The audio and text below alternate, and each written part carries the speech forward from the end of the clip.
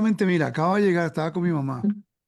Gracias al Padre, está mejorando y pues, he estado leyendo mucho acerca del Levítico, ya como tú sabes, Ujú. estudiando y validando información. Y mientras más estudio esto, me estoy dando cuenta, Juan, lo poco que entendemos.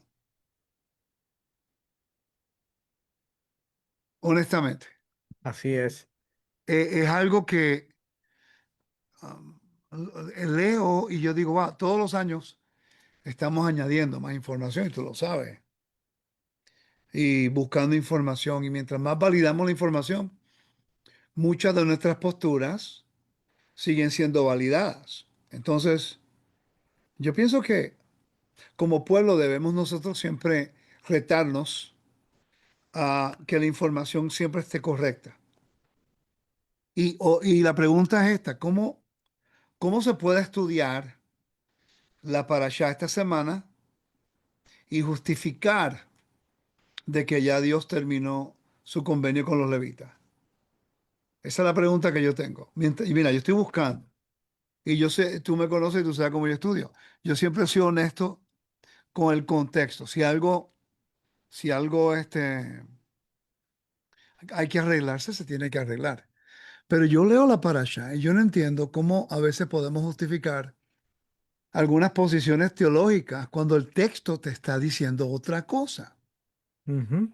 Y tenemos que tener un tipo de integridad teológica y sin remover el contexto y después decir que estamos siguiendo el mandamiento. No tiene, es ilógico. Eso es algo que yo tuve que reconocer 15, 16 años atrás.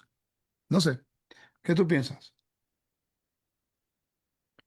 Yo creo que, yo creo que lo que pasa es que no estamos entendiendo realmente lo que estamos leyendo, porque claramente se ve que, uno, los hijos de Aarón fueron, fueron consagrados, fueron separados, consagrados, ungidos, y ahora en esta parashá estamos viendo que antes de que el campamento se levante, antes de que los levitas entren en función, hay todo un ritual en donde nuevamente ellos están siendo consagrados, separados y dedicados para una tarea, y la tarea es para el servicio de Aarón, son entregados a Aarón. Pero quiere decir que ellos no podían hacer el trabajo sin antes no pasaban por este ritual. Mira, yo entiendo que hay diferentes opiniones. Estoy buscando algo aquí. Porque yo puse un post en inglés y el hermano Graciano, Luis Fernando Graciano lo tradujo. Y por cierto, tengo que hacerle copy-paste y ponerlo para el estudio esta semana. Pero tú sabes que nosotros estudiamos lo que son rituales de transición. Ujú. Y la pregunta que yo hice en Facebook en inglés fue esta. Yo dije, es una pregunta honesta. Dice, describe la Biblia un rito de paso o transición para que el sacerdote y los levitas asuman el rol legítimo. Entonces abajo tengo los pasos de un rito de transición. Entonces me gustaría poderlos leer. Entonces examinar la Biblia. Yo creo que a veces nosotros estamos tan preocupados de estar correcto en una posición teológica que para justificar esa posición, pues descartamos la evidencia bíblica. Y yo te digo algo, Juan, a mí me ocurrió eso muchas veces cuando estaba en el sistema anterior, en la cual yo obviamente tenía que defender algunas posiciones. Y honestamente me cansé de defender una posición que no tenía una base bíblica. Ujú. Por eso tuve que llegar a la realizar que yo tengo que adaptarme a lo que dice el texto. Y es continuo, ¿no? Constante. Entonces, vamos a repasar aquí rapidito, porque yo lo que quiero es que la audiencia, mira, una de las cosas, y tú me conoces, una de las cosas que yo hago y que yo quiero, mi corazón es esta, de poder aprender, estudiar, validar y compartir la mejor información posible, siempre entendiendo de que siempre hay un grado de error, de corrección. Entonces, cuando tiene que ver con los levitas, honestamente yo me quedo atónito, sorprendidos, tan fácil que es para que la gente diga que ya Dios ya no está lidiando con los sacerdotes o con los levitas. Mira, hay un verso en los profetas, quiero buscarlo, no sé dónde está, pero debemos buscarlo, que habla acerca del convenio, el convenio con los levitas, que el cielo, que Dios no quitará su convenio con los levitas. No recuerdo el verso ahora mismo, pero tiene que ver con el convenio. El cielo y la tierra no pasa, si el cielo pasa o no pasa, algo así. Y tenemos que buscar ese verso. Porque yo recuerdo cuando leí el verso en contexto, ya tú entiendes la estructura de lo que es un convenio.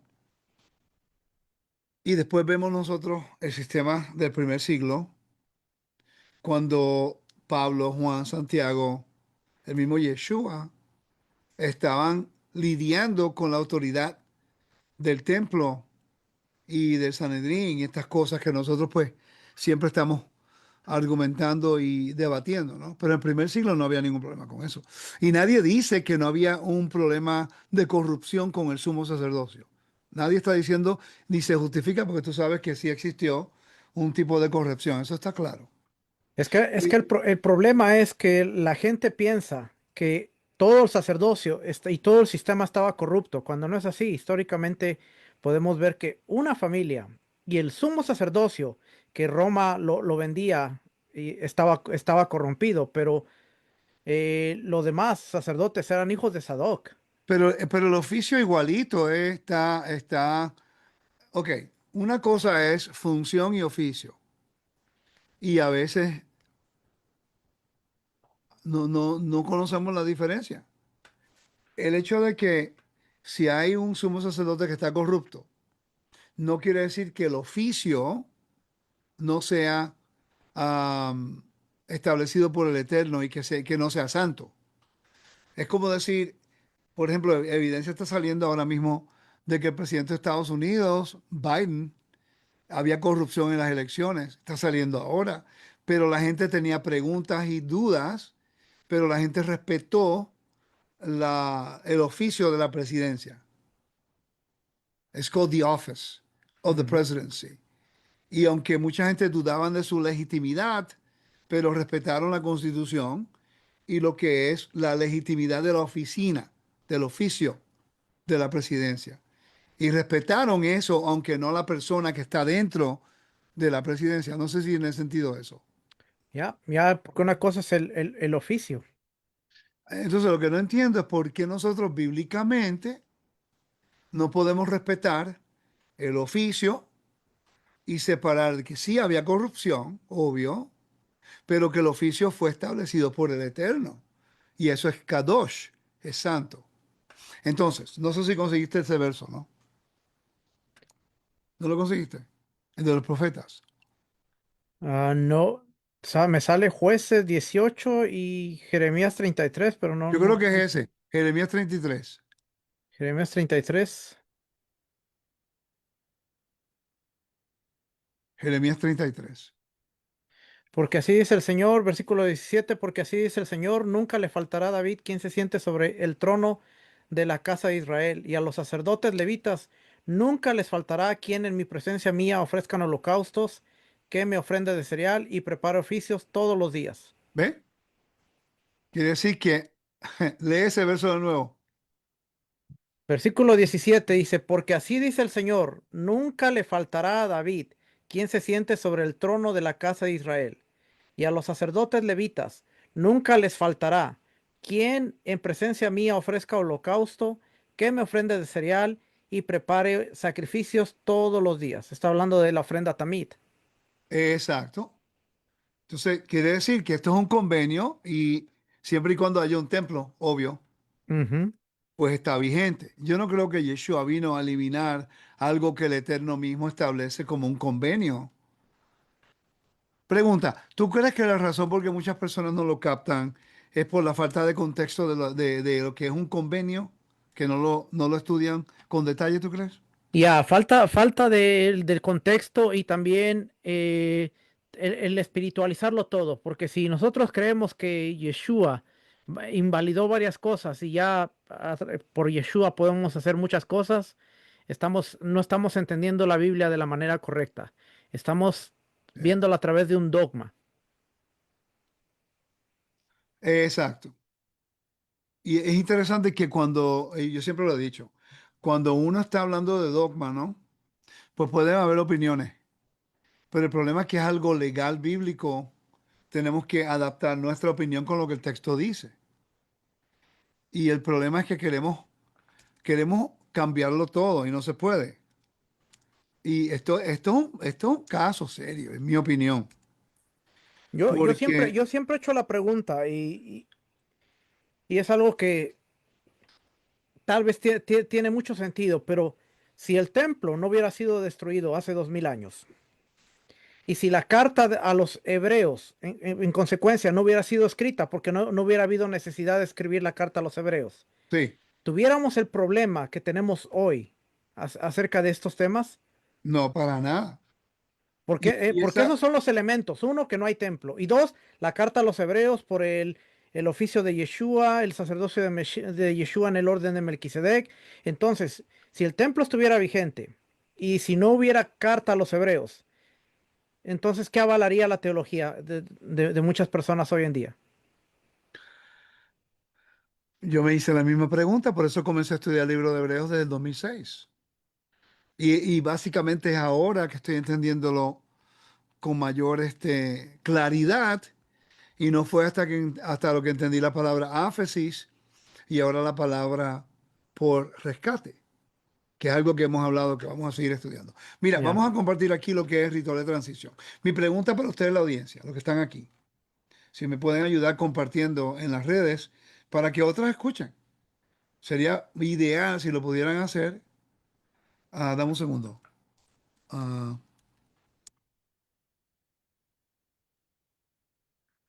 para que las personas por lo menos puedan escuchar esto, tener una idea. Si convencerlo, eso no es el punto. El punto es presentar la información. Porque honestamente, mira, yo te voy a ser claro. Para mí se me hace difícil que la gente estudie el libro Levítico y descarten los mandamientos en referencia al sacerdocio, que es ilógico. Entonces, mira, queremos ver al Mesías en la Torá, pero ¿cómo podemos descartar el contexto concreto de lo que está hablando y añadir a Yeshua como un sacerdote por encima de lo que Dios estableció en la tierra? Recuerda que Yeshua, de acuerdo a Hebreos, vamos a leerlo acá, Hebreos capítulo 8, vamos al capítulo 8 de Hebreos, ¿ok? Hebreos capítulo 8.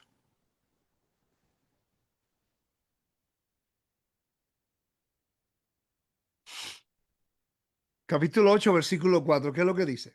Dice, así que si él, Yeshua, estuviera sobre la tierra, ni siquiera sería sacerdote, habiendo sacerdotes que presentan la ley, perdón, las ofrendas según la ley. Y no estoy agarrando un verso aislado, porque es que es claro. Entonces, habla de Yeshua, puedes leer el versículo 1. Ahora bien, el punto principal de lo que se ha dicho es este.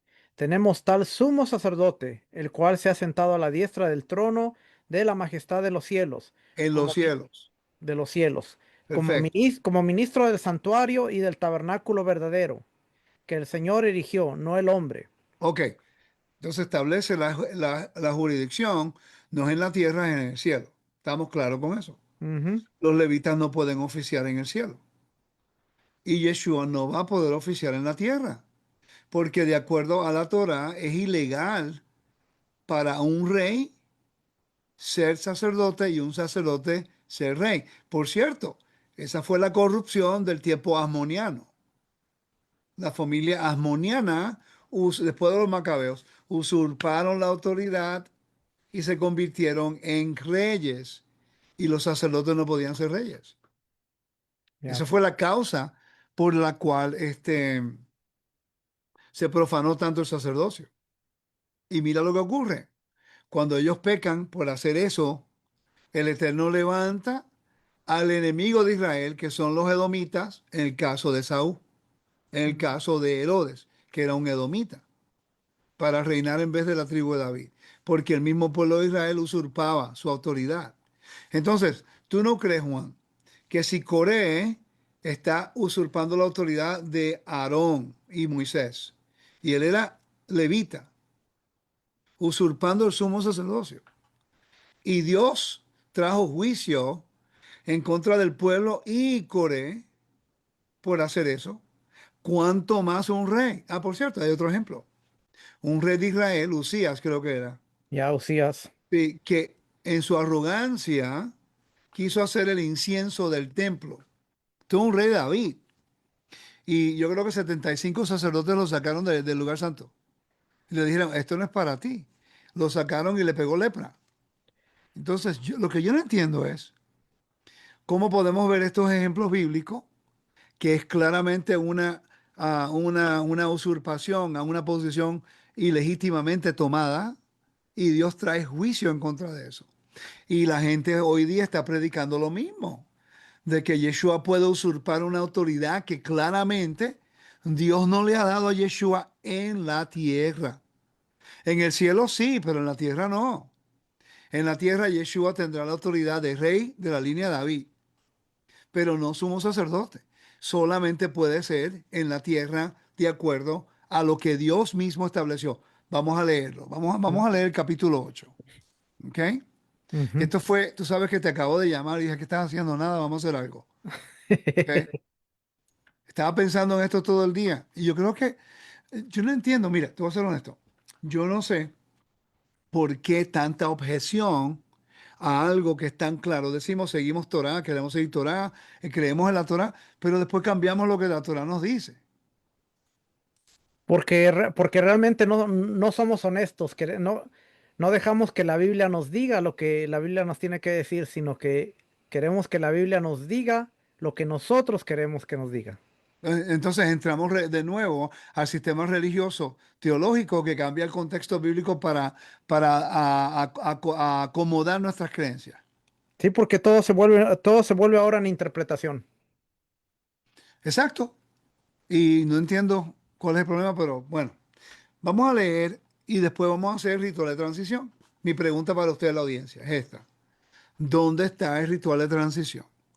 Que hace que cada persona creyente en Yeshua se convierta en un sacerdote del orden de Melquisedec. Tiene que haber un ritual de incorporación, de separación, separación, Consagración. transición e incorporación. Separación, transición, incorporación. Tiene que haberlo. En el ejército lo hay, Ujú. ¿ok? En todo lo hay, en el matrimonio lo hay. Entonces, en la Biblia habla de este ritual de transición que fue dado a los hijos de Leví y a los sacerdotes, pero no entiendo cómo no lo vemos. Ah, no estudiamos el templo Ujú. y no lo podemos ver. Vamos a ver, Juan, ¿qué tú crees? Comienza Yep. ahí. De nuevo el Señor habló a Moisés y le dijo: Toma de entre los israelitas a los levitas y purifícalos. Así harás con ellos para su purificación. Rociarás sobre ellos agua purificadora y que ellos hagan pasar por una navaja sobre todo su cuerpo. Laven sus ropas y quedarán purificados. Esto es importante. Eso es clásico cambio de estatus. En el antiguo Medio Oriente eso es lo que se hacía. Por cierto, a José, cuando salió de la cárcel para convertirse en el segundo en el poder, ¿qué le hicieron? Le raparon todo su cuerpo Y y lo va. cambiaron y lavaron sus vestimentas. Eso Ujú, se hacía en el antiguo Medio Oriente todo el tiempo. Versículo, pero mira lo que dice. El que está hablando es el Eterno. ujú, Y ya. la última vez que verifique el Eterno no cambia. Dice, toma de entre los israelitas a los levitas y purifícalos. Entonces, ahora somos una nación de sacerdotes y entonces eliminamos lo que Dios purificó. Familia, la expresión una nación de sacerdotes es una expresión de estatus y una expresión que nos ayuda a nosotros a acercarnos al Eterno. En función viniera siendo ayudando a intermediar, a separar los santos y los profanos, pero no podemos hacer el oficio. Y aquí se está hablando acerca del oficio. Entonces, dice, tomarán entonces un novillo, vienen ofrendas, ¿verdad que sí? Ujú, Sigue. ya. Tomará entonces un ovillo con su ofrenda de cereal, flor de harina mezclada con aceite, y tú tomarás otro novillo como ofrenda por el pecado. Por Harás cierto, que la se... palabra pecado ahí, hatat, en realidad es purificación. Purificación. Dice, y harás que se acerquen los levitas delante de la tienda de reunión. Reunirás también a toda la congregación, quiero que pongan atención, esto es importante, de los israelitas, quiere decir que están los israelitas, los levitas y los sacerdotes. Hay un orden. Dice, y presentarás a los levitas delante del Señor y los israelitas pondrán sus manos sobre los levitas. ¿Ok? ¿Dónde está la imposición de manos para ahora la gente decir que somos de Melquisedec? Y por cierto, aquí fueron los israelitas reconociendo a Israel de que Dios había llamado a estas personas para ese rol. Sí, por lo de los primogénitos. Exacto. Sigue hablando. Por lo de los primogénitos, entonces ahora al imponer las manos, estaba de alguna manera ah, concretándose la transferencia. Ya no eran los primogénitos de Israel, sino que ahora Israel estaba reconociendo que los levitas tomaban el lugar legalmente de los primogénitos. No, y ahí cuando vemos que impusieron las manos, pues imponieron la mano, pues La, imponiendo manos, la semijá, ya. las mijas, exacto. Entonces dice el versículo 11. Entonces Aarón presentará a los levitas delante del Señor. Eso obviamente a la puerta. ¿Ok? Como ofrenda mecida de los israelitas para que ellos puedan cumplir el ministerio del Señor. ¿Dónde se encuentra eso? En referencia a los creyentes en Yeshua como orden de Melquisedec. Tiene que haber una consistencia. No lo hay. No lo hay. Y por eso dice, para que ellos puedan cumplir. Eso quiere decir que hubo un rito para que ellos tuvieran el oficio y pudieran cumplir. Nosotros Entonces, tenemos la función, pero no tenemos el oficio porque no fuimos consagrados ni dedicados. entonces, si los israelitas no hubieran puesto las manos sobre ellos y no hubieran ofrecido, hecho la ofrenda y no hubieran, lo hubieran mecido, ¿hubieran podido hacer su función? No. No porque no completaban el rito. Exacto. Y después dice, harás que los levitas estén de pie delante de Aarón, delante de sus hijos, para presentarlos como ofrenda mecida al Señor. Ya esto es una dedicación completa a Dios. Si una persona dice que ya ellos no van a hacer función en el templo, es una afrenta a lo que Dios establece como un orden, establecida por un ritual de transición. Sí, Así, era como, es como las ofrendas literalmente. Cuando la ofrenda era mecida delante del altar, esa ofrenda pasaba del espacio común al espacio sagrado y nadie podía comer, solamente la persona que Dios había determinado, porque ahora le pertenecía al Señor. Y usa el mismo lenguaje con los levitas, son mecidos, tenufá. Y una vez que son mecidos, han pasado del ámbito secular a un ámbito sagrado y ahora Dios ok, dice, son ya, míos. ya un momentito, ya llegaste al punto que quería llegar. Ok, voy a sacar aquí de compartir y quiero hablar acerca de este tema. Acabas de llegar al punto que quería llegar, que es ah, santidad, kedusha, kadosh. El problema que estamos teniendo es que la audiencia no capta que cuando algo llega a lo que se llama el concepto de santidad y se llama kadosh, ¿ok? Viene con algunas reglas. Por ejemplo, ya no puedes remover el estatus porque ha sido separado para Dios. Él es el que lo santifica. Nadie le puede quitar esa posición de honor que Dios le dio. Ujú. Ellos se pueden eliminar y cargan la culpa de no honrar su oficio. Pero la gente no entiende, y esto es algo que estoy viendo constantemente, el Shabbat. Shabbat es Kadosh. Por eso tiene unas reglas que lo separa de un alto lugar de santidad. El pueblo de Israel es Kadosh. Por eso tiene unas reglas como comer, como vivir, qué tienen que hacer. La tierra es Kadosh, por eso tiene las leyes de Shemitah, tiene las leyes de jubileo, tiene las leyes de bienes raíces. Hay unas leyes que están conectadas con su estatus de santidad. Ujú. Y nosotros no conocemos lo que en realidad significa ser santo. Entonces, el Por, mundo e- creyente, Juan, quiere ser santo, pero no quiere seguir las reglas que están atadas con el estatus de santidad.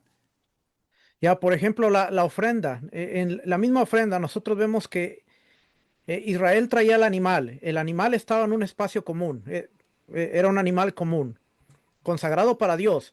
Pero no era hasta que la sangre tocaba el altar y después el animal era cortado en pedazos. Y vemos que una parte se quemaba en el altar. Esa nadie la podía comer, nadie podía hacer nada porque esa era del Señor, esa era de Dios. Después, una parte era para los Kohanim, los sacerdotes, y la podían comer solamente en el espacio sagrado que Dios había designado para ellos, Ahí nadie había más. unas reglas y había reglas específicas que si no las seguían eran cortados. Exacto. Y después tenemos la parte del oferente, aquel que le tocaba al oferente, que también había ciertas reglas que las podía comer y no cualquier persona podía comer de esa ofrenda. Entonces vemos la separación y el estatus de santidad. Lo mismo Así. pasa estaba Israel, los levitas y los cuanim, pero una vez que los levitas fueron santificados, fueron consagrados, dejaron el espacio común de Israel y pasaron a un espacio más amplio de santidad. Ahora vamos a ver lo que dice aquí la Biblia más directamente. Puedes leer el versículo 14 en adelante, por favor. Así separarás a los levitas de entre los israelitas, y los levitas serán míos. Pregunta, ¿eso caduca cuando Yeshua viene, muere y resucita? ¿No? ¿Y por qué se está predicando eso? Cuando la Biblia es tan clara. A mí me gustaría que ustedes consideren mirar la mayoría de los estudios que se están dando este fin de semana, a ver cómo se cubre este capítulo. Tenemos que ser honestos con la audiencia. Tenemos que ser honestos con el texto. Es mejor decir no entendemos a cambiar un texto en la cual el mismo Dios está diciendo los levitas serán míos. Sigue leyendo, por favor. Y después de eso, los levitas podrán entrar para ministrar en la tienda de reunión. Tú los purificarás y los presentarás como ofrenda mecida. Ah, ahora están completamente dedicados a Dios. ¿Ya? Ese ritual de transición no existe para ninguna persona en el Evangelio que dice ser sacerdote de Melquisedec. Ujú. Y mira lo que dice el versículo 16. Porque son enteramente dedicados para mí. Si buscamos la palabra aquí dedicados, vamos a ver qué dice. Debiera decir, no la veo aquí en inglés, en español, sorry. ¿Cuál era el capítulo 5 El 8 o el de 8? Números. Dame un segundo. ¿Qué verso era ese? 15, no, 16.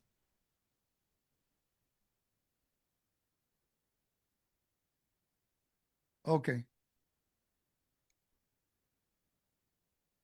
Dedicados, enteramente para mí. De entre los hijos de Israel, entre los israelitas. Entonces, ¿cómo los israelitas pueden llamarse ahora sacerdotes cuando el Eterno mismo escoge de entre los israelitas un pueblo para hacer ese trabajo? Ni los israelitas podían hacer el trabajo. Ahora tenemos gentiles que están entrando queriendo usurpar la autoridad que Dios le dio a los levitas.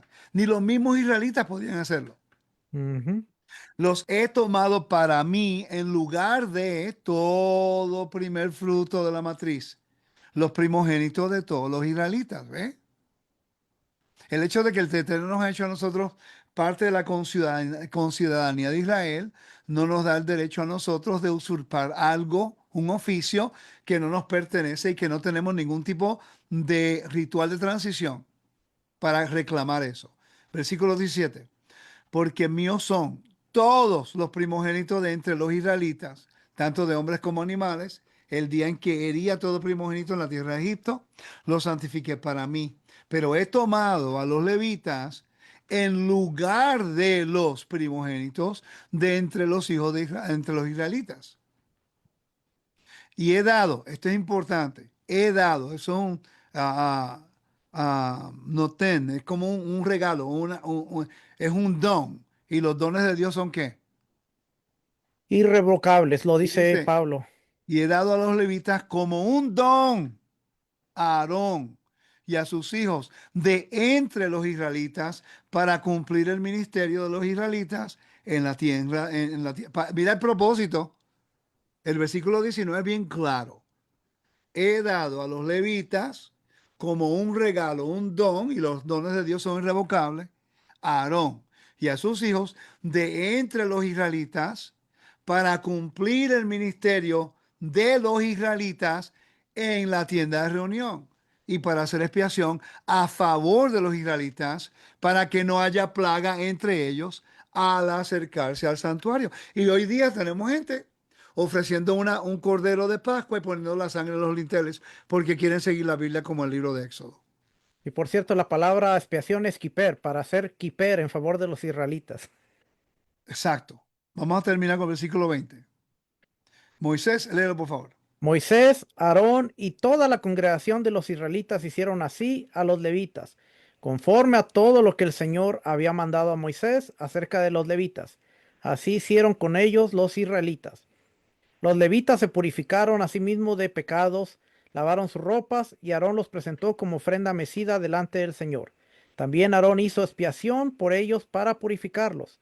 Entonces, después de eso, los levitas entraron para cumplir su ministerio en la tienda de reunión delante de Aarón y delante de sus hijos, como el Señor había ordenado a Moisés acerca de los levitas, así hicieron con ellos.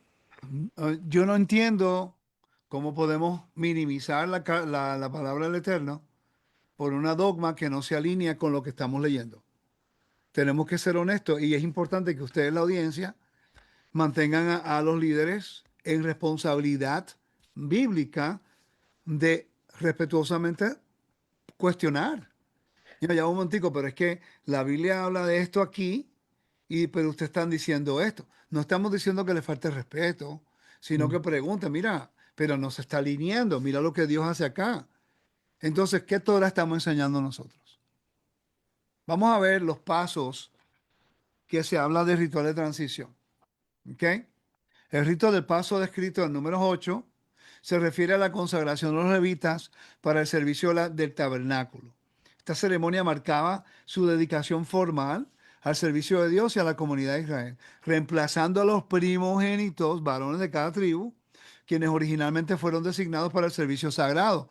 Estamos claros que originalmente Dios los puso para allá, pero después el Eterno por la vaca, el becerro de oro, obviamente ahora el Eterno removió y por eso está la redención del primogénito, Ujú. para lidiar con ese problema. Sigue. Ya. Entonces, en Números capítulo 8, versículo 5 al 22, hay un resumen del rito. Está la purificación del versículo 5 al 7. ¿Ok? Léete el versículo 5 y 7, por favor. Vamos a leerlo aquí. 5 y 7. Léelo, por favor. 5 al 7. De nuevo el Señor habló a Moisés y le dijo, toma de entre los israelitas a los levitas y purifícalos. Así harás con ellos para su purificación, rociarás sobre ellos agua purificadora y que ellos hagan pasar una navaja sobre todo su cuerpo, laven sus ropas y quedarán purificados. Perfecto. Entonces aquí vemos que los levitas debían purificarse mediante un ritual especial. Rociar con agua de purificación, probablemente de forma de agua para ofrenda por el pecado. Afeitarse todo el vello corporal, lavarse la ropa y lavarse a sí mismo. Esos son rituales de transición. Muy comunes en todo el antiguo cercano oriente. Todo el mundo lo hacía. Hay un libro que sé que es muy bueno, que habla acerca de esto. No sé si lo pueda conseguir ahora mismo, pero un libro que leí, hace 16 años atrás, que fue lo que me ayudó. Se llama en inglés Liminal Phase or Sacred Space, en Rites of Passages. Ustedes consideren estudiar lo que son ritos de transición en la Biblia. Hay bastante información. ¿Ok? Vamos a las ofrendas. Ahora, esto es importante porque ¿qué es lo que ocurre durante las ofrendas, Juan? Que valida la ofrenda. ¿Es la muerte del animal o la manipulación de la sangre que salió del animal? La manipulación de la sangre. Entonces, el momento que hay ofrendas, esto es algo que quiero que aprendan. El momento que hay ofrendas y se derrama la sangre de una forma u otra, hay una forma de hacer ritual que la sangre es manipulada por los sacerdotes porque los levitas no podían. Y se derrama o se pone en el altar o donde sea. Ya fue removida del ámbito profano, secular, al ámbito de santidad, que como dije anteriormente, está conectado con unas reglas de santidad. Ujú. Y esas reglas no van a cambiar porque fue el Eterno que los santificó. Y Que es la misma, importante que entendamos eso. la misma Biblia dice, Dios dio la sangre para expiación. La sangre era el mecanismo de expiación. Entonces, del versículo 8 al 12 se encuentra, se ofrecían dos toros, uno como ofrenda por el pecado, que es de purificación, y otra como un holocausto, un olá. Los levitas ponían sus manos sobre los toros, identificándose como la ofrenda, con las ofrendas. Los israelitas ponían sus manos sobre los levitas, transfiriéndolos simbólicamente al servicio de Dios. Hubo una transferencia de los Ujú. hijos de Israel, los primogénitos, a los levitas, que se convierten en los primogénitos. Así que Efraín ya no es primogénito, no lo es. Bíblicamente son los levitas. Por eso el diezmo les toca a ellos. ¿Ok? Entonces dice, Aarón presentó entonces a los levitas ante el Señor como una ofrenda mecida de los israelitas, simbólicamente ordenándolos a Dios como un regalo. Y después vemos el tercer paso, la dedicación. Léelo, por favor. Los levitas fueron llevados ante Aarón y sus hijos, simbolizando su integración al servicio sacerdotal. Después de sus ritos de purificación y ofrenda, podían comenzar a servir en el tabernáculo. Después, ¿Ya? pregunta, ¿tú crees que tú o que los gentiles pueden ir, aunque sean creyentes en Yeshua, y hacer este tipo de ritual y hacer este tipo de trabajo en el milenio? No, porque son considerados un soar, un extraño. Ok, interesante que después te citan en Isaías 66 que Dios traerá sacerdotes y levitas de las naciones. Pero ¿Cuántos? está hablando de los levitas que están dispersados en las naciones. Hay miles, hay millones que son hijos de Aarón y son hijos de Leví. Están en la dispersión. Por eso cuando Apocalipsis cita que los hizo reyes y sacerdotes, está trayendo a memoria la profecía de Isaías. Exacto. Entonces, mira, el cuarto punto, sustitución de los primogénitos, el versículo 16 y 18. Dios declara explícitamente que los levitas son tomados en lugar de los primogénitos varones de Israel. Y el segundo punto, esto refuerza la idea de que todos los primogénitos pertenecían originalmente a Dios debido al éxodo, pero ahora los levitas son formalmente sustituidos por ellos como sacerdotes.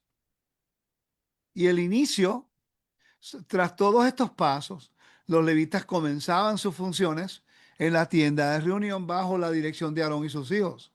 Entonces, esto marca la transición de los levitas de la condición de israelitas comunes a un rol sagrado. Incluye elementos como purificación, sustitución, representación y ofrenda, fundamentales para los conceptos bíblicos de santidad y servicio divino. Y establece un modelo de pureza ritual y dedicación al servicio en el espacio sagrado, el cual se convierte en un tema más amplio en la tradición sacerdotal en Israel. Más claro que el agua no puede ser. Lo que pasa es que de alguna manera no estamos viendo la Biblia en su forma cronológica, porque lo que está sucediendo es los hijos de Aarón fueron consagrados y entraron en función porque iba a haber ofrendas. Los levitas fueron llamados, pero no son consagrados hasta que el tabernáculo va a ser desarmado y se va a mover Israel. Entonces viene todo el rito, se completa el rito, se consagran y ellos pueden entrar al tabernáculo. Si no hubiera pasado esto y la nube se levanta, no hubiera habido el personal disponible para cargar los instrumentos, para desarmar el tabernáculo, no hubiera pasado nada de eso. Entonces Dios es un Dios de orden, llama a Aarón, llama a sus hijos, porque los príncipes van a traer ofrendas, el altar va a ser dedicado, el altar va a funcionar, pero ahora llegamos a la parashá en donde se va a sonar la trompeta, el tabernáculo va a ser levantado y Dios dice, falta un punto, antes de movernos Israel, falta un punto. Hay que consagrar a los levitas. Fueron Esto, llamados, pero no han sido consagrados. entonces una pregunta. ¿Podemos nosotros, que venimos de las naciones, ahora cambiar el orden legal que Dios estableció él mismo? No podemos. No, no podemos, ¿no? Entonces, ¿por qué se está predicando eso? Algo que yo lo prediqué 17 años, 16 años atrás. Algo que yo tuve que rectificar, que tuve que cambiar.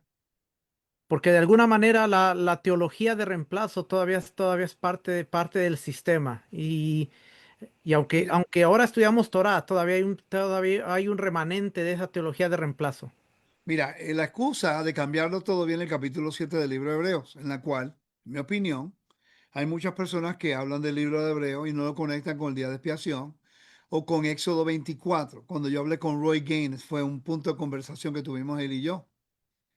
Entonces, cuando leen acá, no, la gente no capta que el contexto es el sumo sacerdocio, no el levita regular, el sumo sacerdote. Ujú, Recuerda que el sumo sacerdote proviene de los levitas, pero una familia diferente. ujú, ¿Ok? Entonces, habían tres hermanos y de los tres, uno, Kohat, de ahí sale la descendencia de Aarón. Y tienen otros hermanos, tienen otros primos y tíos, pero solamente la línea de Aarón son los que componen el sacerdocio. Y los levitas, el resto de la familia, facilita. Entonces, el libro de Hebreos está haciendo un contraste entre la función del sumo sacerdote de Israel y a Yeshua como sumo sacerdote en el tabernáculo celestial. Entonces, cuando leemos el capítulo 7, y el conflicto ocurre en estos versos, ¿ok? Dice, voy a leer el versículo 6 en adelante para que haya mejor. Está hablando de Abraham y de Leví con Melquisedec. Por cierto, ese tema lo vamos a tocar el miércoles con Mark Chavalas. Vamos a hablar de Melquisedec en su punto histórico. ¿Ok? Y dice, y en verdad, los hijos de Leví que recibían el oficio de sacerdote, ¿ve? Tiene mandamiento en la ley de recoger el diezmo del pueblo, es decir, de sus hermanos, aunque estos son descendientes de Abraham. Pero aquel cuya descendencia no viene de ellos recibió el diezmo de Abraham y bendijo al que tenía las promesas. Eso no quiere decir que eliminó a los levitas, sino que ocurre un evento mucho tiempo antes que los levitas fueron consagrados a Dios. Está haciendo un contraste y dice, y sin discusión alguna, el menor es bendecido por el mayor. Aquí ciertamente hombres mortales reciben el diezmo, pero allí lo recibe uno de quien se da testimonio de que vive. ¿Ok? Y por decirlo así, por medio de Abraham, también Leví recibía diezmos, pagaba diezmos, porque aún estaba en los lomos de su padre cuando Melquisedec le salió al encuentro. Está hablando del evento en el Génesis 14. ujú. Dice, ahora bien, si la perfección, hay que buscar la palabra perfección. Mira, yo pregunto ahora mismo a la audiencia, mira la palabra que es, Juan, Ya, teleiosis, teleosis. ¿Y tú sabes cuál es la raíz de esa? Que es teleo. teleo, de donde viene telestai. Ah, exacto. Perfección, cumplimiento, realización. Pero la perfección de un cuerpo, el contexto, la perfección, tiene que ver con resurrección, tiene que ver con el cuerpo. Entonces está haciendo el contraste de lo que es el sacerdocio de Aarón que mueren versus Yeshua que vive para siempre y que se le da el Y no solo, oficio. no solo que vive, sino que ofrece la vida eterna a aquel quien cree. Exacto, Algo que no hacían los levitas. exacto. Por cierto, una de estas palabras que estamos viendo aquí es la que Yeshua utilizó cuando él murió. Ya, telestai. Telestai, ¿verdad que sí? Ujú, ya, telestai. ¿Cuál es esa? No la estoy viendo aquí. Teleos, Complete Finish. Teles, esta es. Déjame buscarla por aquí.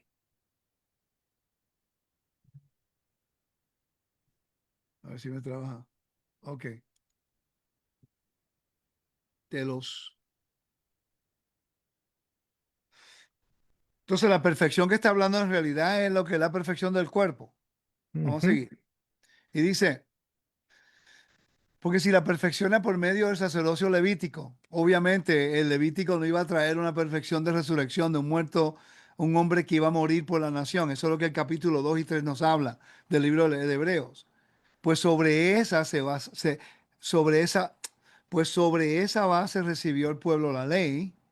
¿Qué necesidad había de que se levantara otro sacerdote según el orden de Melquisedec? Yeshua no es Melquisedec, Yeshua vino en el orden de. Ay, por cierto, la gente se olvida que Malik Sedek puede significar también estoy pronunciándolo mal, pero como rey de justicia. Rey de justicia. ¿Ok? La palabra que usó Yeshua es teleó. Ah, teleó, esta que está aquí. Esa, teleó. Teleó, que es finish, terminar. ¿Ok? Mateo 7:28. Es impresionante que él la usa y nosotros en realidad no entendemos el contexto. Tengo que avanzar. Y dice, ahora mira lo que dice el versículo 12. Voy a terminar el versículo 11 y lo que dice, ¿qué necesidad había para que, de que se levantara otro sacerdote según el orden de Melquisedec y no designado según el orden de Aarón? Ok, ¿cuál es el contexto de ese verso, Juan? Vamos a examinar, porque a mí me retan todo el mundo con esto, pero los retan con comentarios en Facebook, ¿no? En realidad no quieren tener un diálogo. A mí me gustaría sentarme con esta gente y tener un diálogo, compartir, decir, ok, vamos a compartir la información. Mira, yo estuve en California y yo hice 7 estudios en 2 días y medio, ¿ok? No, perdón, en 3 días hice 7 estudios. Y lo que me gustó fue que por primera vez fue un lugar donde había gente que no estaba de acuerdo conmigo en algunas cosas y nos sentamos a dialogar. Nos sentamos a hablar y compartir y esto y esto otro. Uno de ellos me dice, wow, nunca había, fíjate, no había conectado a ese punto que dijiste. Y después una persona dijo algo que yo no había escuchado. Digo, wow, no había escuchado eso tampoco. Y fue algo tan edificante, aunque no estuvieran de acuerdo conmigo, pero fue edificante porque compartimos. Nadie se ofendió. Como yo no estoy ahí tratando de convencerlo, estoy compartiendo lo que conozco. Ahora, ellos no pudieron refutar el punto que yo traje porque estaba usando la Biblia, sino que tenían una opinión diferente porque hay gente que están comenzando. Y yo respeto el hecho de que están en un lugar diferente porque están comenzando. Tienen que quitar el bagaje de lo que es el cristianismo. Yo tengo que entender ese es el lugar donde están. Pero hubo una conversación, un diálogo educativo que a la Ujú, final uno se va tranquilo porque compartimos información. A mí me gustaría tanto poder a tener este diálogo con los hermanos líderes sin tener que se ofendan por nada. Porque honestamente el contexto del versículo 11, si no ponemos atención al texto y no sabemos lo que la palabra perfección representa. Ahora bien, si la perfección era por medio del sacerdocio levítico, ¿qué perfección está hablando él? Porque ese es La, el contexto. la perfección de la humanidad. Pero la razón que Yeshua murió, ¿para qué fue? ¿Cuál es el contexto del libro de Hebreos desde el capítulo 1 y 2? Especialmente el 2, de que Yeshua iba a morir para librarnos de la muerte, ¿sí? Vencer a la humanidad a la muerte, sí. Y cómo la humanidad es perfeccionada. ¿Cuántas veces se encuentra la palabra perfeccionar en la Biblia? Perfección. Vamos a ver. Telios es perfección, telió, telos, que es la meta. Vamos a ver study. Vamos a buscar el comentario aquí. A mí me gusta enseñar con evidencia. Así que la gente se enoja conmigo porque enseño muchas cosas académicas, pero le tengo respeto a la audiencia, quiero que lo vean. Aquí no estoy hablando de una revelación personal. Vamos a ser honestos con lo que dice. ¿Ok? Entonces, ¿cuál es lo que es perfección? Telos, que es como conclusión o la meta. Está teleo, traer a una finalidad, finish, completar, accomplish. Hay diferentes traducciones, ¿no? Maturity, perfección. ¿Cuál es la que usa ahí? Tenemos que estudiar eso. En hebreo se usa alguna forma de perfección 9 veces. Exacto. Se encuentra 9 meses. Exacto. Y en toda la Biblia se encuentra entre 40 y 50 aproximadamente. Y si ves el capítulo 11, donde es el Salón de la Fama de los Judíos, de Hebreos, están los últimos versos, ¿verdad que sí? Ah, 10-14 me sale como último aquí. 10:14, ¿qué dice el 10:14? El 10-14. Por cierto, el 10:14 explica lo que está hablando aquí en el capítulo 7. Mira, el 10:14 Mira qué interesante. El 11 dice, ciertamente todo sacerdote está de pie, día tras día, ministrando y ofreciendo muchas veces los mismos sacrificios que nunca pueden quitar pecado. Voy a probarte el punto de cómo se usa perfección. Pero el Mesías, habiendo ofrecido un solo sacrificio por los pecados para siempre, se sentó a la diestra de Dios, esperando de ahí en adelante hasta que sus enemigos sean puestos por estrado de sus pies. Porque por una ofrenda Él ha hecho perfectos para siempre a los que son santificados. Ya va. Está hablando de la resurrección. Ujú, ya. Ese es el propósito de Yeshua, de morir y resucitar. También el Espíritu Santo nos da testimonio, porque después de haber dicho, este es el pacto que haré con ellos después de estos días, dice el Señor, pondré mi ley en su corazón y en su mente le escribiré, añade. Y nunca más me acordaré de sus pecados e iniquidades. Ahora bien, donde hay perdón de estas cosas, ya no hay ofrenda por el pecado. Estoy curioso, ¿cuál es la palabra perdón aquí? Áfesis. Áfesis, que tiene que ver con remisión de la muerte. La Ya. perfección es la remisión de la muerte. Quiere decir que si vamos de nuevo al capítulo 7, perdón, si leemos eso en contexto ahora, ahora bien, si la perfección era por medio del sistema sacerdocio levítico, ¿podía el sistema levítico hacer una expiación para que el hombre pudiera resucitar? No, porque no había una ofrenda que perdonara el pecado por rebeldía y los pecados que merecían muerte. Entonces, no importa lo muchas ofrendas que traían los levitas y los sacerdotes, no podía traer al pueblo a la perfección que está hablando aquí, que es la remisión de la muerte. Áfesis, el perdón. Exacto, por eso Romanos habla de la conciencia, porque en sí el ser humano peca por su propia conciencia. Exacto. Entonces, Entonces, traer una ofrenda no le libraba de tener una conciencia pecaminosa que lo llevara al mal y a cometer pecados de rebeldía. y mira qué honesto es el texto. Ahora bien, si la perfección, ya entendemos lo que es perfección, era por medio del sacerdocio levítico, pues ahora pues sobre esa base recibió el pueblo la ley. ¿Qué necesidad había de que se levantara otro sacerdote en el orden de Melquisedec y no designado según el orden de Aarón? Fue muy honesto el escritor. Mira, yo honestamente veo y escucho gente hablar del libro de Hebreos y me sorprende porque no están poniendo atención a estas palabritas que hacen la diferencia en el contexto. Obviamente, si estudiamos el sistema del templo, sabemos que el templo no puede eliminar la muerte. No habían ofrendas para ese tipo de problema. Aquí está haciendo el contraste de cómo Dios, a través de Yeshua, que lo hace un sumo sacerdote en el tabernáculo celestial, está perfeccionando en el cielo lo que los levitas y los sacerdotes no podían hacer en la tierra. No Entonces, mira, no podían hacerlo por la condición humana, porque la Torá tenía que guiar al ser humano a vivir con una conciencia de perfección. Y si Israel hubiera caminado en esa perfección que ya vimos a través de la historia, no lo hizo, entonces ahora tuvo la necesidad de Dios enviar a su Hijo para restaurar a la humanidad y devolverle ese estado de conciencia de perfección.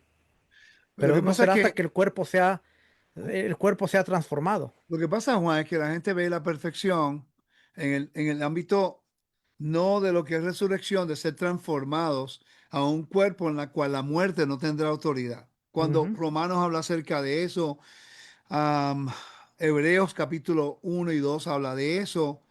am, la Biblia en 14 lugares está diciendo que Dios nos ha dado remisión del pecado y nos dice que hemos sido rescatados, que es una liberación de la muerte.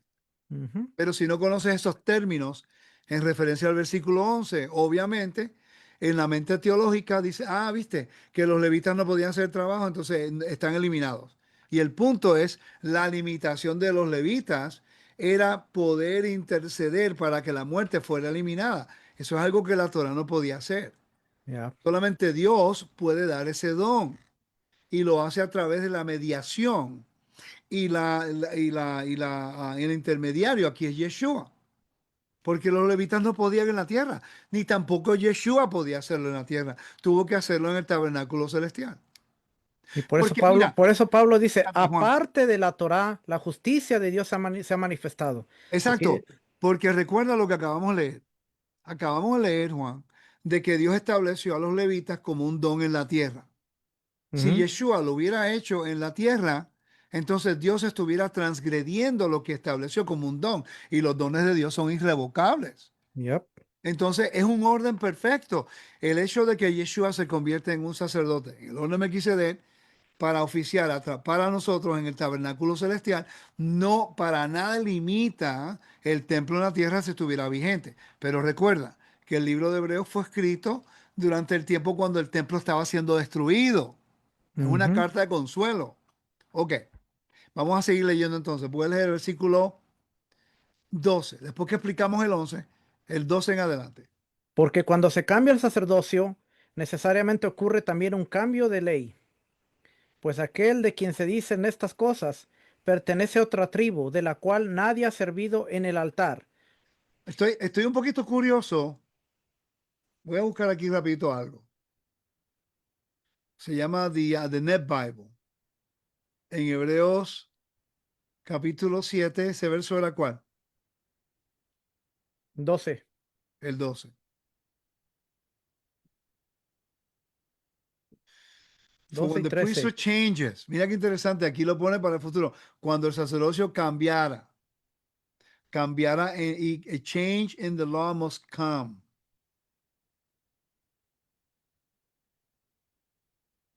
Ah, como que dice algo que tiene que pasar. Pero es que él no cambió ninguna ley en referencia a la Torah. No. Remove or change of. Una pregunta, tú no estoy seguro. Trasladado, remoción, cambio. ¿Tú crees que estaría hablando, y no estoy seguro, solamente lo estoy como una tesis? ¿Tú crees que estuviera hablando acerca del evento de la destrucción del templo? Sí, porque en la vida de Yeshua no cambió el sacerdocio, cambió No, y hasta no puede de... hacerlo. ¿Ya? Si el templo no está vigente, entonces no es que cambió una ley, sino que esa ley no está vigente, porque no hay templo. Se puso en pause. Eso. Dice, pues aquel de quien se dicen estas cosas pertenece a otra tribu, de la cual nadie ha servido en el altar. Pues es evidente que nuestro Señor descendió de Judá, una tribu de la cual Moisés no dijo nada tocante sacerdotes. Dios mío, la Biblia es tan clara, yo no sé por qué no lo entendemos. Entonces, me gustaría, y no sé cómo decirlo, me lo he dicho mil veces, pero no creo que la gente piense que estoy serio. Vamos a sentarnos a dialogar, a estudiar esto, porque Ujú, es un conflicto que se lea la Torah este fin de semana en todo el mundo raíces hebreas y el mesianismo. Y van a decir, oh, Yeshua vino como Orla Melquisedec para eliminar esto. ¿ya? Y no lo saben explicar, eso no hace ningún tipo no edifica a nadie, porque entonces una persona que lee el texto detalladamente y dice, no, seguimos el mandamiento y la Torah está vigente, menos el capítulo 8 de Levítico, menos Es el capítulo 8 de Números, menos el capítulo 3 del libro de Números, menos el capítulo 18 del libro de Números, menos el capítulo 26, 5 y 27 de Levítico, menos el capítulo 1 al 10 de Levítico, menos los 14 capítulos del libro de Éxodo. 40 capítulos. Entonces, no entiendo, ¿sabes? Me estoy haciendo esa pregunta. ¿Dónde está el ritual de transición? No lo hay. No hay ningún lugar en el Nuevo Testamento que diga que tú y yo somos sacerdotes del orden de Melquisedec. Y no entiendo por qué no podemos ser honestos y aceptar que no lo dice. Primera de Pedro. Familia, Primera de Pedro le está hablando a los dispersos de Israel, no a los gentiles, por favor. Ya. Lo que pasa es que como vuelvo y repito, se quiere espiritualizar todo. Yo escuché una aplicación y la aplicación se ve bonita, pero no es bíblica. El hecho de que haya una redención, la redención del primogénito sabemos que era para sustituir a los primogénitos por los levitas. Bueno, el nuevo argumento es que ahora hay que hacer una redención en Yeshua, porque esa redención nos redime del sacerdocio levítico para integrarnos al sacerdocio de Melquisedec. Y por eso hay que hacer Pero ya redención. va, ¿dónde está eso en la Biblia? Por eso le digo, la Eso, aplicación se oye que genial, pero bíblico eso no no es. existe en ningún lugar. Eso es una exégesis, no es una exégesis. Pero la gente lo toma como que, es verdad, entonces tengo que hacer mi redención para redimirme del sacerdocio levítico. Bueno, si yo me redimo del sacerdocio levítico, estoy eliminando la Torah completamente. Entonces terminamos en el mismo problema que estábamos en el cristianismo. Lawlessness. Estamos aboliendo la ley. Primera de Pedro, mira lo que dice. Para terminar, que ya me tengo que ir. Quería hacer algo porque no voy a estar el fin de semana en Roca Eterna, voy a estar fuera, tengo que estar viajando. Dice Pedro, apóstol de Yeshua el Mesías, a los expatriados de la dispersión, no está hablando de los gentiles, Nope. en el Ponto, Galacia, Capadocia, Asia, Bitinia, elegidos, según el previo conocimiento de Dios Padre, por la obra santificadora del Espíritu, para obedecer a Yeshua el Mesías y ser rociados con su sangre. ¿Ok? Está hablando aquí de los israelitas en la dispersión, Ujú. o los judíos en la dispersión también, porque habían judíos que no eran de las 10 tribus en estos lugares, que uno de los reyes de Grecia los movió allá después de la conquista de los persas. ¿Ok? Los griegos, cuando destruyeron a los persas, entonces ellos. Entonces, cuando habla aquí acerca de la herencia, mira lo que dice acá, para obtener una herencia incorruptible, inmaculada, que no se marchitará. Está hablando acerca de resurrección. Ya, Y porque después el capítulo, marchitar tiene que ver con descomposición del cuerpo. exacto. Entonces aquí, en el capítulo 2, mira, ¿ves? Por medio de él son creyentes en el Dios que los resucitó de entre los muertos y le dio gloria, de manera que la fe y esperanza de ustedes sea en Dios. Está hablando de nacido de nuevo, de la incorrupción. Y después el capítulo 2 está haciendo la exhortación. Y usa este vocabulario, pero vamos a estudiar ese vocabulario. Lee el versículo 9. Pero ustedes son linaje escogido, real sacerdocio, nación santa, pueblo adquirido por Dios, pueblo adquirido para posesión de Dios, a fin de que anunciéis las virtudes de aquel que los llamó a las tinieblas a su luz admirable. Ok, ya va. Mira lo que está citando aquí. Ustedes son linaje escogido. ¿Quién es la Los, audiencia? ¿Los gentiles o la dispersión aquí en el primer siglo? No estamos hablando hoy, estamos en el primer siglo. los dispersos, Ok, que eran israelitas, ¿no? ya, Y sí. judíos. Te Ujú. está citando Deuteronomio 10:15 y también Deuteronomio, ¿no? Sacerdocio, Isaías, Éxodo, ok, Isaías también 61. Si Isaías 61:6 habla de lo mismo. Nación Santa. ¿A quién fue la Nación Santa en el Monte Sinaí? ¿Fueron los Israel, gentiles o fueron Israel? Y había gente que salió de las naciones, pero se habían injertado ya. Israel, Ok, dice, a fin, a posesión de Dios. Ya va. Está hablando de hecho a Deuteronomio 4:20, 14:2, Éxodo 19:5, a fin de que anuncie las virtudes de aquel que os llamó de las tinieblas a su luz admirable. Eso está citando Isaías.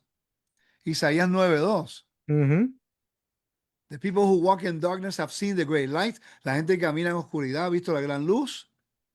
Una luz que alumbra a los que viven en la tierra de oscuridad. Está hablando de resurrección. ya, lenguaje de resurrección completo. Y también está citando Isaías 42:16. ¿Eh? Y dice, ustedes en otro tiempo no eran pueblo, pero ahora son el pueblo de Dios y no habían recibido misericordia, pero ahora habían recibido. ¿A quién está hablando aquí? Oseas capítulo 1:10, Oseas capítulo 2 versículo 23. No le está hablando a los gentiles. Es una carta de consuelo diciéndole a la dispersión que regrese. Porque Yeshua ahora, ve lo que te dice, amados, les ruego, como extranjeros y peregrinos, que se abstengan de pasiones carnales que combaten el alma. Están viviendo en el medio de Asia Menor o de Asia, que es que Turquía.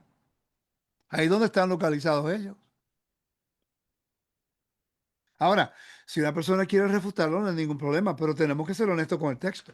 La Ujú. audiencia no son los gentiles injertados. Son los dispersos que llegaron de Babilonia allí, de acuerdo a la historia. Eso lo hemos hablado 1000 veces. Entonces, ¿a quién vamos a escuchar? ¿O al hombre o a Dios? Porque es lo que el Eterno dice. Leemos la Biblia hoy. Números capítulo 8 nunca va a cambiar. El que tiene que cambiar somos nosotros. Así que yo seguiré defendiendo el don que Dios le dio a los levitas y el don que Dios le dio a los sacerdotes. Yep.